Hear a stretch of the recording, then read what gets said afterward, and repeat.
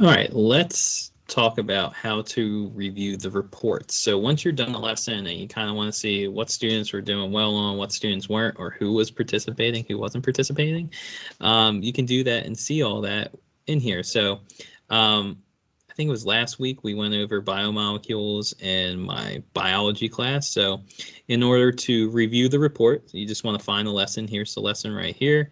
You want to click this the three little circles here and then hit reports. Then it's going to bring up this. You want to click this, and then it's going to show you all the reports here. So I know I did this twice. I might even have a self-pace here. But let's just go to this one that I did, I guess it was 2 days ago at 2:41 p.m. So when you look at this, you can see student participation, just the general, how many of them answered it. So I had about 77% answer, about 23% skipped the questions or just skipped the participation altogether.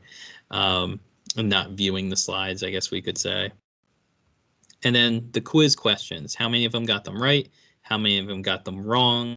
How many of them were just no answers completely?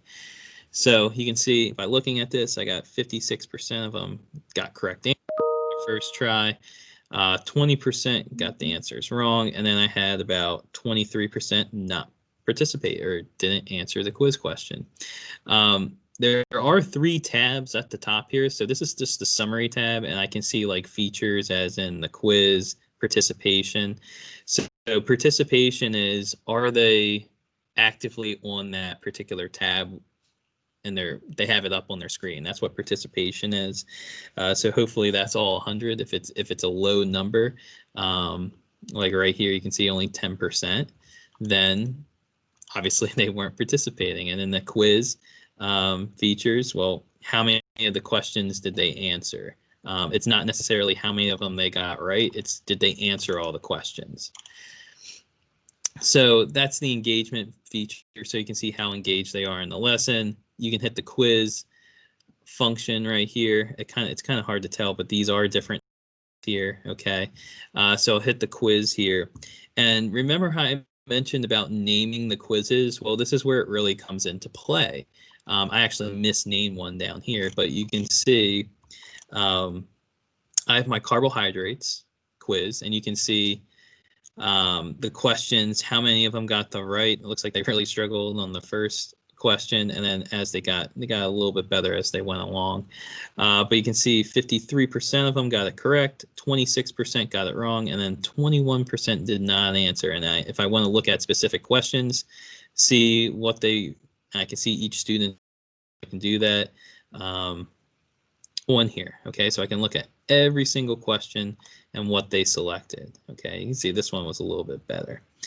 And I can do that for any particular quiz that I've titled and put on here.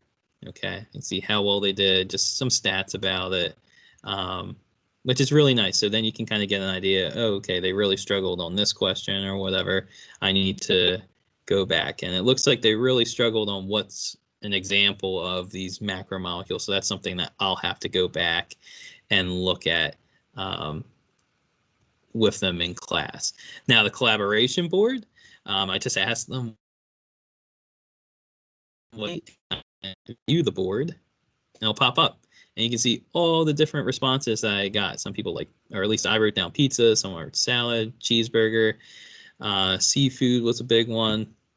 So we can see all what they wrote on the collaboration board, and you can see that their names are behind the comment, which is nice. Okay, so that's how you would look at a report for a particular one. You can download it, you can share it with your peers. There's a number of things that you can do with this data. And yeah, it's just really nice to see, because you can see who's participating and who's not, and how well they're doing and how maybe not well they're doing. So that's how you view the reports. Let me know if you have any questions.